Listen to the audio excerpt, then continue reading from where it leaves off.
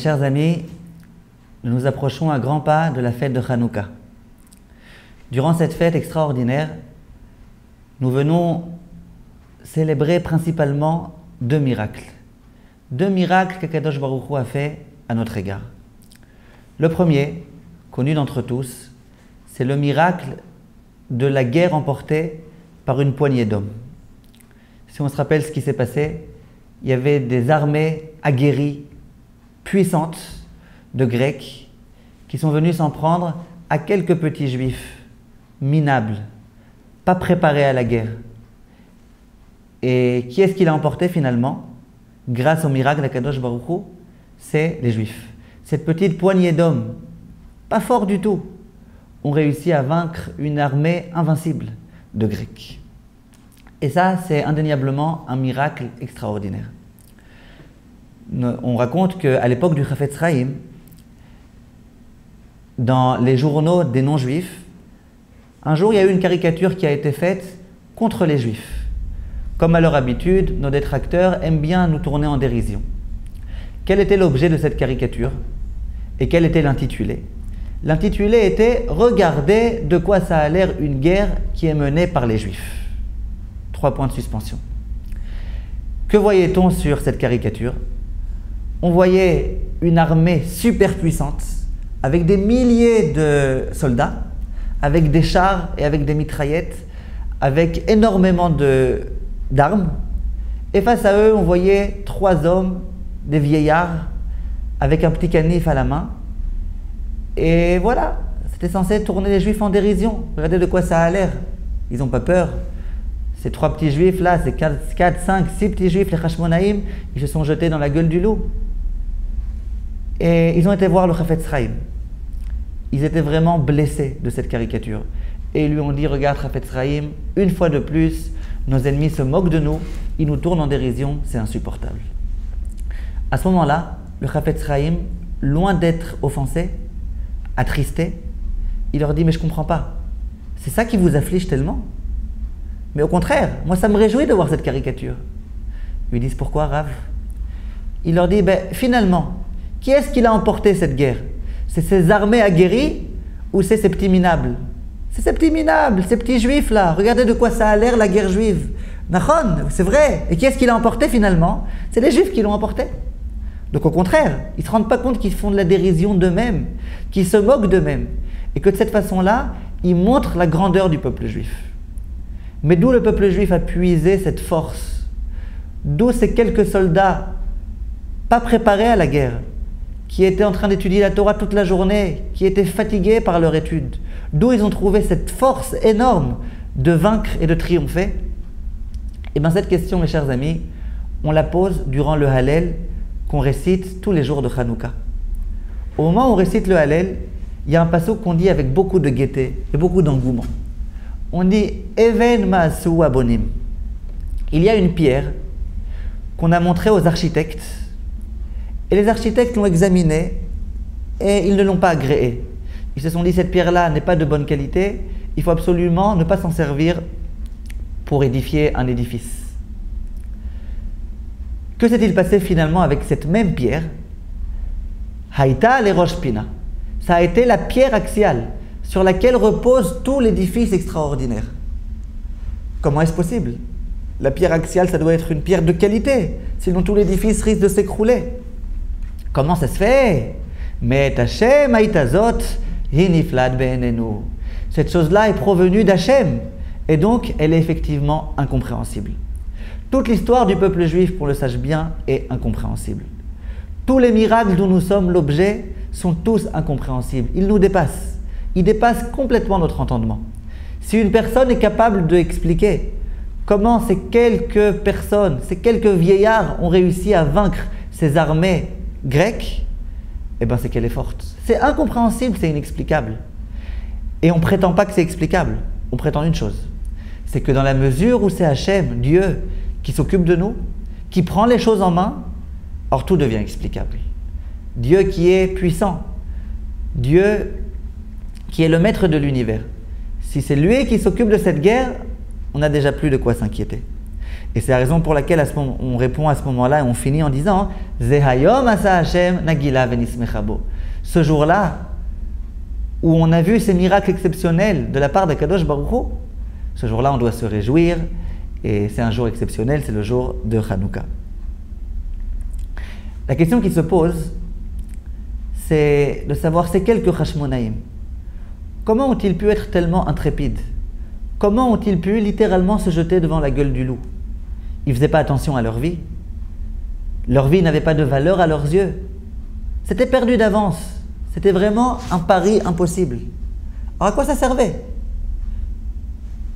Ils ont compté sur le miracle, ils se sont reposés sur ça. C'est pas évident.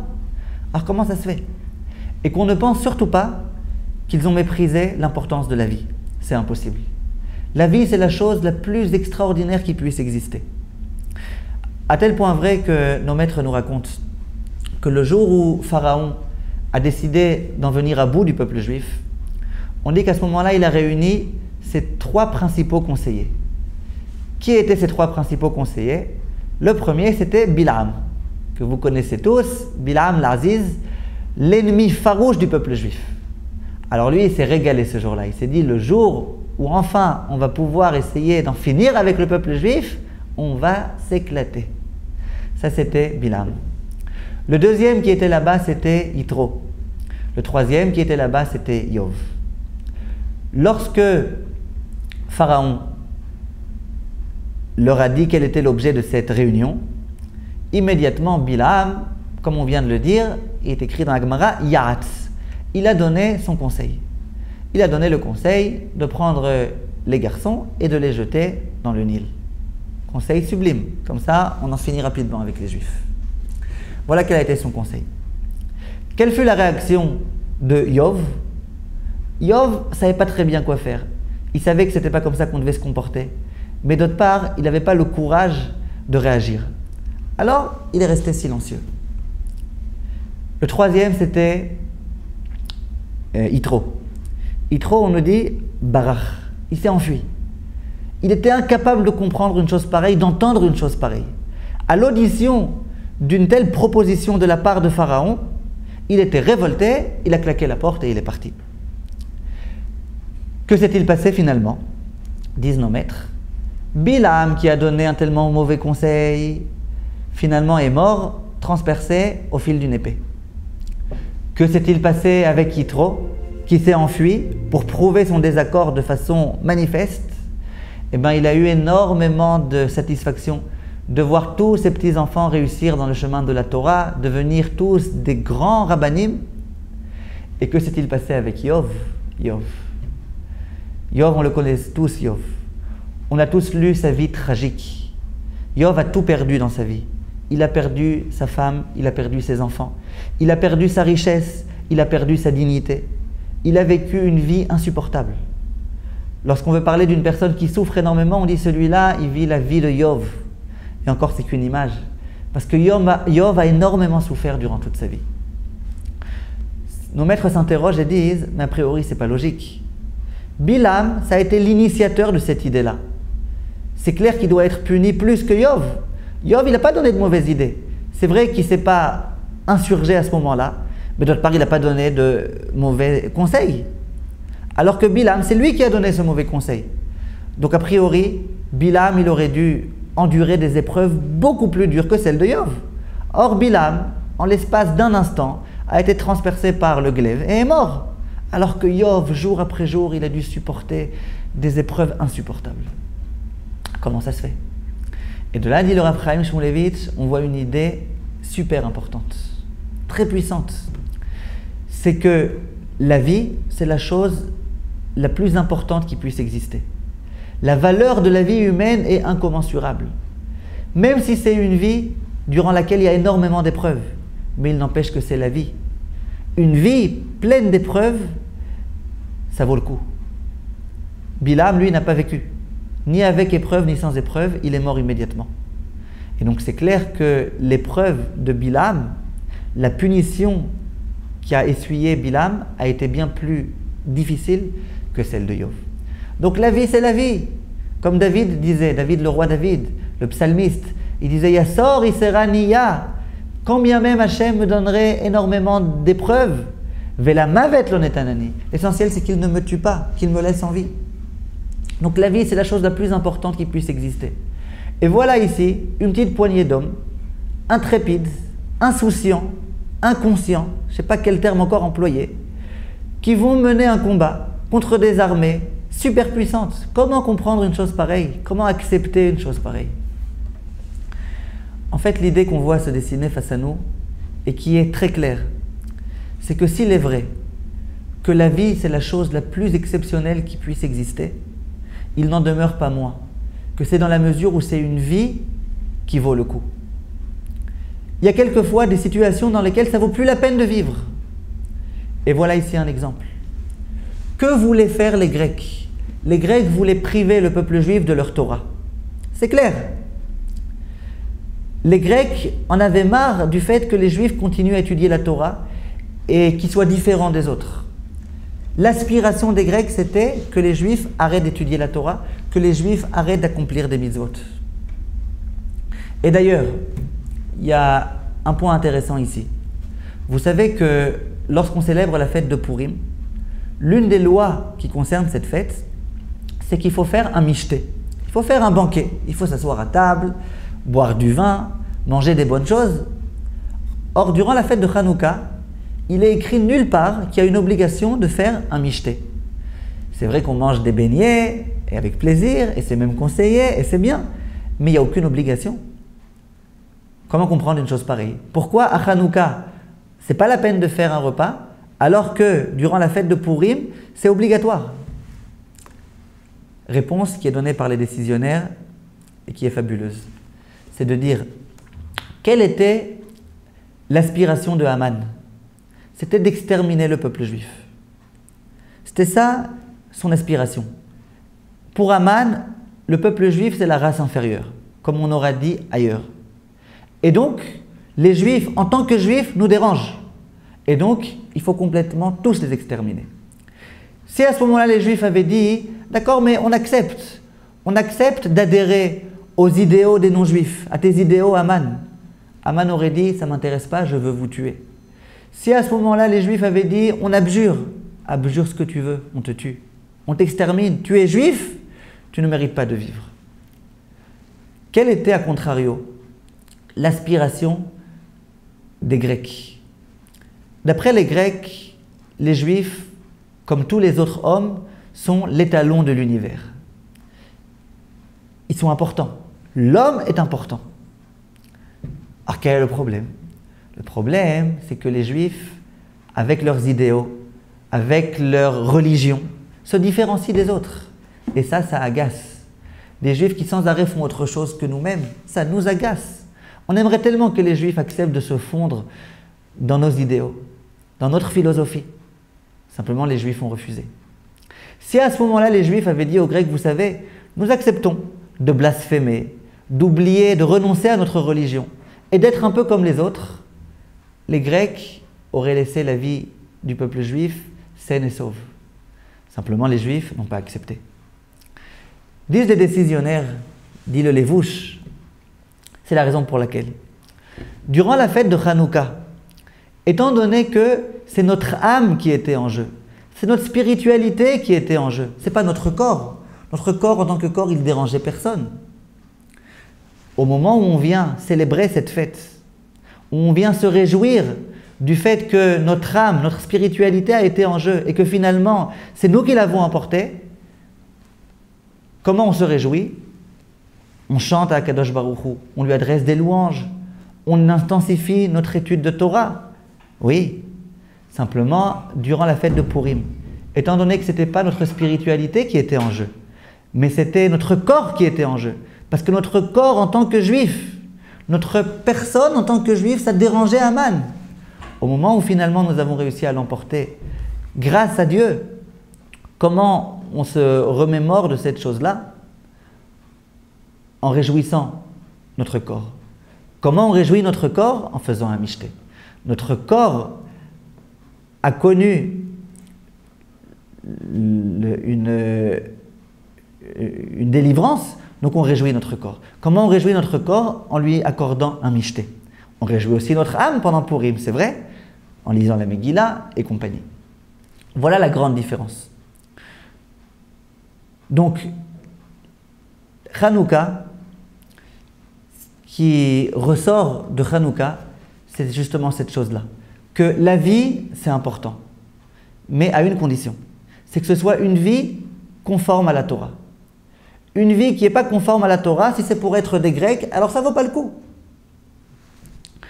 C'est la raison pour laquelle les Hashmonaïm, étant conscients de cette chose-là, se sont dit, qu'est-ce qu'on a à perdre maintenant?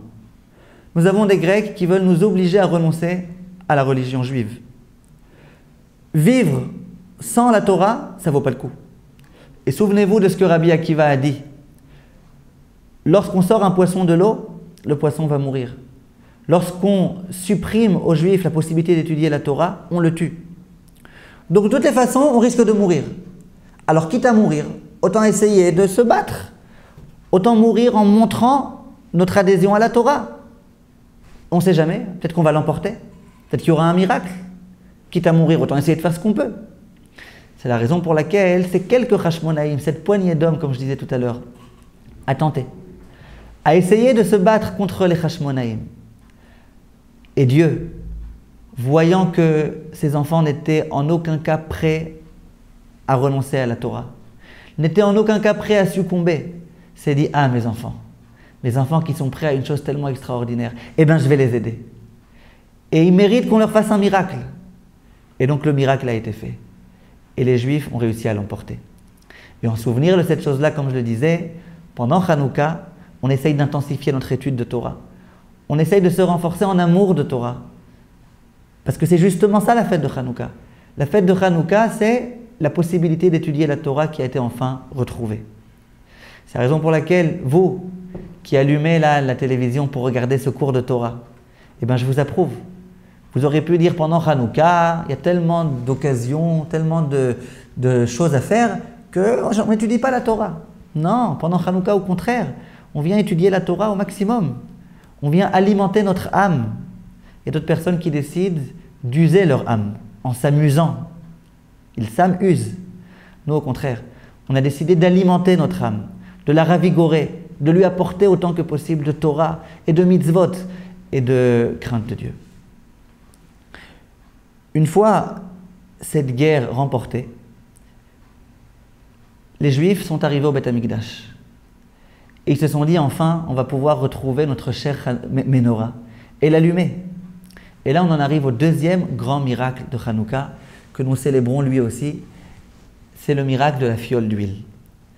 Lorsqu'ils sont entrés dans le Beth Amikdash, ils se sont aperçus que le Beth Amikdash était complètement devenu impur.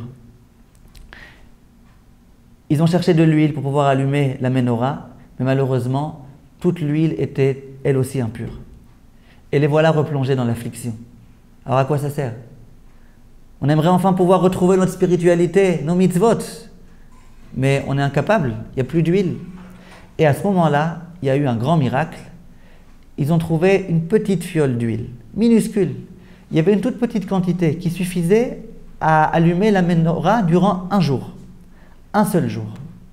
Ils se sont dit, bon, eh ben, il vaut mieux allumer la Menorah un jour que rien du tout. Et là, il y a eu un miracle extraordinaire qui s'est produit. C'est qu'avec cette petite, misérable quantité d'huile, la Menorah est restée allumée durant 8 jours. Et ensuite, entre-temps, les Juifs ont réussi à aller cueillir des olives et à les presser et à obtenir une nouvelle huile qui, elle, enfin, était pure. Voilà le miracle, le deuxième miracle que nous venons célébrer durant Hanouka.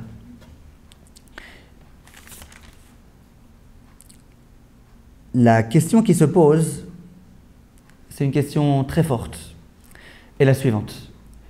On a une halakha qui nous dit que lorsqu'on vient accomplir une mitzvah, on doit accomplir la mitzvah. Si cette mitzvah me coûte de l'argent, eh bien je dois dépenser de l'argent pour accomplir cette mitzvah. Il y a une autre notion qui s'appelle le hidur mitzvah, c'est-à-dire accomplir la mitzvah de façon optimale. Prenons un exemple. Imaginez que je puisse me procurer une paire de téphilines, des phylactères, qui coûte 1000 shekels. Elle est tout à fait cachère, je peux m'en servir pour accomplir ma mitzvah des téphilines tous les matins. quelqu'un d'autre me propose une paire de téphilines de meilleure qualité, qui a été écrite par un scribe encore plus érudit, encore plus Talmid Chacham. Et vraiment, il a une écriture beaucoup plus belle. Simplement, cette téphilines, au lieu de coûter 1000 shekels, il coûte 2000 shekels. Suis-je obligé d'acheter ces téphilines de bien meilleure qualité, qui sont beaucoup plus beaux ou pas? Réponse de la halakha, claire et explicite, c'est que ce n'est pas la peine. Si je peux me procurer une mitzvah qui vaut 1000 shekels, il faut certes que je rajoute un petit peu d'argent pour avoir une mitzvah de meilleure qualité, mais je ne dois rajouter qu'un tiers du prix de la mitzvah. Donc en l'occurrence, si je trouve des téphilines beaucoup plus beaux, qui coûtent 1300 shekels environ, 1300 €, excusez-moi, eh ben, il faut que je les achète. Si jamais les téphilines coûtent 2000 €, 3000 €, 4000 €, ce n'est pas la peine de les acheter. Voilà la façon dont le Shulchan Aruch tranche. Le problème qui se pose, c'est que les lois de Hanouka n'obéissent pas du tout à cette règle. Pourquoi? Vous savez que chaque soir de Hanouka, nous avons l'obligation d'allumer une lumière. L'obligation stricte, c'est une lumière. Dans chaque foyer juif, il faut qu'il y ait une lumière qui soit allumée. Simplement, on nous dit que ceux qui veulent mieux faire, qui veulent faire du hidour, alors c'est bien que eux, ils allument chaque soir le nombre de lumières correspondant au soir. Le premier soir, une lumière, le deuxième soir, 2 lumières, le troisième soir, 3 lumières. Les Ashkenazim, eux, ont l'habitude que chacun des membres de la famille allume ce nombre de bougies. C'est-à-dire que si dans une famille, par exemple, il y a 10 enfants, alors le premier soir, eh ben, on allume 11 bougies. Le maître de maison, une, et chaque enfant, une. Et le dernier soir, je vous laisse faire le calcul. A priori, ça n'obéit pas du tout aux règles de Hidour Mitzvah. Si, en général, pour s'acquitter de la mitzvah, il suffit d'allumer une lumière, une bougie, eh ben on devrait dire, tu veux faire un peu mieux, alors allume une bougie et un tiers. Mais d'allumer le deuxième jour 2 bougies, nous on a vu une chose pareille. Le 8e jour, 8 bougies, mais c'est incompréhensible, ça suffirait d'allumer une. Pourquoi on m'a obligé à en allumer plus? Comment comprendre une chose pareille? Et quand on étudie les autres halachot, les autres lois, on voit qu'en général, toutes les lois sont en phase. Juste à Hanouka, il y a cette exception-là. Comment comprendre une chose pareille? Mais pour pouvoir répondre à cette question, je me permets de vous poser une autre question. Nous avons un principe qui est que Tum'a Hutra Betzibur. Ça veut dire que pour la collectivité, on peut se permettre de se servir d'une huile impure. Donc, lorsque les Hashmonaïm et tout le peuple juif est arrivé devant le Beth Amikdash et qu'ils se sont aperçus que toute l'huile était impure, ils auraient tout à fait pu allumer la menorah avec une huile impure. Tel est le principe. Au service de la collectivité, on peut se servir d'une huile impure. Maintenant, permettez-moi d'expliquer un petit peu plus ma question. Nous savons que Dieu a horreur de changer les lois de la nature. Faire des miracles, c'est vraiment pas la chose favorite d'Akadosh Baruch Hu. Hachem n'aime pas ça du tout. Lorsqu'il n'y a pas de choix, il fait des miracles. Reprenons l'exemple du premier miracle. C'est vrai que c'était un miracle. Que les Juifs aient réussi à emporter une armée tellement forte, c'était un miracle. Mais ce miracle était nécessaire. Sans ce miracle, il n'y aurait plus eu de Juifs. Il n'y aurait plus eu de Torah. Il n'y aurait plus eu rien du tout. Ce miracle était obligatoire. Il était indispensable. Le deuxième miracle. Hachem a fait un miracle que le peu d'huile pure qui restait soit allumé pendant tellement de temps. Mais on n'en avait pas besoin de ce miracle. Même sans ce miracle, on aurait pu allumer avec de l'huile impure. Il y avait de l'huile impure. Alors comment ça se fait qu'Hachem ait fait ce miracle? Première question. Mais deuxième question encore plus forte. Lorsque le jour de Hanouka, je viens et que je me réjouis énormément avec ma Hanoukia et que je dis à Hachem, oh Hachem, merci d'avoir fait avec nous ce miracle de l'huile. Pourquoi je me réjouis tellement? En général, on peut comprendre que je me réjouisse d'un miracle sans lequel j'aurais été fichu. Mais là même sans le miracle, je n'aurais pas été fichu. Alors pourquoi me réjouir? Comment je peux me réjouir d'une chose pareille? Voilà la question qui est posée par nos maîtres. Et la réponse qu'il convient d'apporter est de dire c'est vrai. C'est vrai que s'il n'y avait pas eu d'huile pure, nous aurions pu avoir recours à l'huile impure. Simplement, nos ancêtres aimaient tellement les mitzvot. Ils se sont battus, corps et âme, contre les Grecs pour pouvoir conserver et préserver leur Torah intacte. Lorsque finalement ils ont réussi à vaincre ces armées et qu'ils ont voulu allumer la menorah, quel type de mitzvah ont-ils voulu accomplir? Une mitzvah a posteriori, allez, on a allumé avec de l'huile impure. Non, ils ont voulu pouvoir accomplir la mitzvah de la façon la meilleure possible, c'est-à-dire avec de l'huile pure. Ah, mais on pouvait avec de l'huile impure? Non, ce n'est pas ce genre de mitzvot qu'on aime. Nous, on aime les mitzvot avec de l'huile pure, des mitzvot accomplis de la façon la meilleure. Hachem a dit, mes enfants, c'est ça qui vous intéresse. Vous tenez tellement à ça. Ça vous tient tellement à cœur de pouvoir accomplir la mitzvah de la façon la meilleure. Eh bien, allez. Pour vous, je vais faire ce miracle-là. Je vais faire ce miracle, je vais vous donner cette satisfaction énorme que vous puissiez accomplir la Torah et les mitzvot de la façon la meilleure possible. Si pour ça il faut un miracle, eh bien, je vous fais un miracle. Ça vaut le coup. Ça vaut le coup. Voilà qui étaient les Hashmonaïm. Les Hashmonaïm n'ont en aucun cas été prêts à succomber. Malgré les pressions très fortes des Grecs, malgré la menace, ils n'ont pas été d'accord. Pour les Hashmonaïm, la Torah, c'est la Torah. Et il n'est pas question de dévier de cette Torah, ne serait-ce que d'une virgule. Lorsqu'il était question d'allumer avec de l'huile impure, c'est parce qu'ils souhaitaient. Hachem les a aidés. Hachem les a confortés dans cette démarche de tout le temps accomplir les mitzvot de la façon la meilleure. Maintenant, mes chers amis, nous-mêmes, le jour de Hanouka, nous allumons la Hanoukia. Nous nous réjouissons. Pourquoi nous réjouissons-nous? Nous nous réjouissons. Merci Hachem. Merci de quoi? Merci Hachem d'avoir permis à nos ancêtres, à nos parents, qui ont voulu accomplir la mitzvah de la façon la meilleure, merci de leur avoir permis de le faire. Maintenant, je vous pose la question. Je sors de la maison après avoir allumé ma Hanoukia et une mitzvah se présente face à moi. De quelle façon vais-je l'accomplir? De la façon la meilleure ou pas? Réponse, si je suis cohérent, si je suis honnête avec moi-même, c'est clair que je vais l'accomplir de la façon la meilleure. Sinon, je me moque de moi-même. Pourquoi? Il y a 2 minutes, j'ai allumé la Hanoukia. J'étais tellement joyeux du fait que Akadosh Baruch Hu ait été prêt à faire un miracle pour permettre à mes parents d'accomplir la mitzvah de la façon la meilleure. Et lorsque moi, j'ai une mitzvah qui se présente face à moi, et c'est même pas la peine qu'il y ait un miracle pour que je l'accomplisse de la façon la meilleure, ne vais-je pas l'accomplir de la façon la meilleure? Bien sûr que si. C'est la raison pour laquelle il me semble que la réponse est claire et belle. Concernant toutes les halachot, c'est vrai.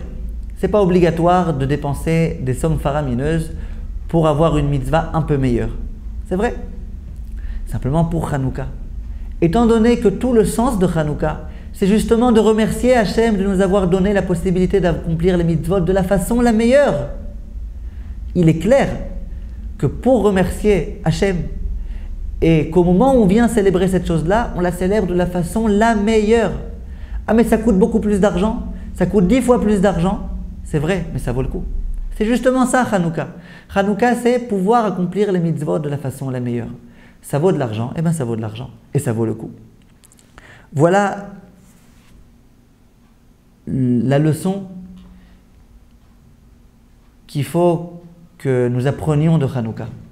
Pendant Hanouka, que nous essayons de nous renforcer en Torah et en mitzvot et en Yirat Shamayim. Qu'on sache que cette période-là, c'est une période durant laquelle nous devons remercier Hachem de tous les miracles qu'il a fait à notre égard, que ce soit au point de vue collectif comme au point de vue individuel. Nous avons tous énormément de miracles que Kadosh Baruch Hu nous a fait. Hachem nous aide tous dans notre vie de tous les jours, dans notre travail, dans notre famille, dans tout. Et nous devons être reconnaissants. Nous devons remercier Hachem. C'est une chose vraiment essentielle. Mais nous devons remercier aussi Hachem de nous donner la possibilité de pouvoir accomplir les mitzvot. Et de pouvoir les accomplir de la façon la meilleure. Et lorsque pendant Hanouka ou le lendemain de Hanouka, nous allons avoir des mitzvot qui vont se présenter à nous, il faut que vraiment nous essayions de les accomplir de la façon la meilleure. Pour finir, il faut qu'on sache que la fête de Hanouka, c'est une fête de remerciement. une fête de Hoda'a, une fête durant laquelle on remercie Hachem. Remercier Hachem, ça ne se résume pas qu'à réciter tous les matins le Hallel. C'est encore insuffisant. C'est nécessaire, mais c'est insuffisant. Il y a des personnes qui ne remercient même pas. Il faut remercier Hachem. Simplement, il ne faut pas qu'on s'arrête là. Alors, que faut-il faire? Il faut, suite à ce remerciement, qu'on se renforce dans l'accomplissement de la Torah et les mitzvot. Si Hachem nous fait tellement de miracles, si Hachem nous aide tellement, c'est pour qu'on se renforce. C'est pour qu'on puisse continuer dans cette lancée. C'est pour qu'on puisse être des bons serviteurs de Hachem. Voilà ce que la Torah nous enseigne. Tous les matins, la journée d'un juif s'ouvre sur le mot Modé Ani, ou alors Moda Ani pour une femme. On peut être Sfarad ou Ashkenaz, quelles que soient nos coutumes. Le premier mot qu'on récitera tous les matins, c'est Modé Ani. Ça veut dire quoi Modé Ani? Je suis reconnaissant à Kadosh Baruch Hu à ton égard. Dit le Rav Wolbe, Modé ça veut dire être reconnaissant, Modé ça veut dire merci, mais ça veut aussi dire être redevable. Lorsque quelqu'un me dit « tu me dois 100 shekels » et que je veux lui dire « c'est vrai », comment je lui dis? Modé, Ani Modé, je suis d'accord.